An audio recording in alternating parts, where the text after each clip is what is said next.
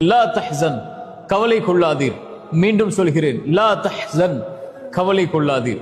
வாழ்வில் சிரமங்கள், கஷ்டங்கள், இன்னல்கள், தனிமை, தவிப்பு என எதுவாக இருந்தாலும் கவலை கொள்ளாதீர்.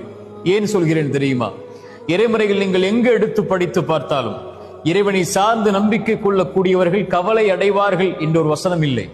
இறைமறையில் இருக்கக்கூடிய வசனம் எல்லாம் இறைவனை நம்பிக்கை கொண்டு வாழக்கூடியவர்கள் கவலை அடைய மாட்டார்கள் என்றுதான் இறைமறை. அதனால் தான் சொல்லுகிறது லா தஹ்சன், இறைவன் சொல்கிறான் கவலை கொள்ளாதீர். யாருடைய வார்த்தை தெரியுமா? ஒரு தூதரும் தோழரும், அல்லாஹ்வுடைய தூதர் ஸல்லல்லாஹு அலைஹி வஸல்லம் அவர்களும் அவர்களுடைய தோழர் அபூபக்கர் சித்திக் அவர்களும் ஒரு குகையில் தஞ்சமடைகிறார்கள். இருளால் சூழப்படுகிறது அந்த குகை. வாள்கள் தேடிக்கொண்டு இருக்கிறது மேல். அபூபக்கர் அவர்கள் சொன்னார்கள் தன் தூதரை பார்த்து, தூதரே, அவர்கள் குனிந்தால் நம்மை பார்த்து விடுவார்கள்.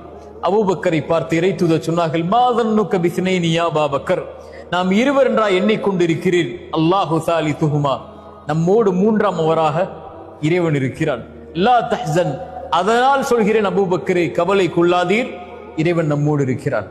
இறை தூதரையும் அந்த தோழரையும் இறைவன் பாதுகாத்தான் அந்த குகையிலிருந்து.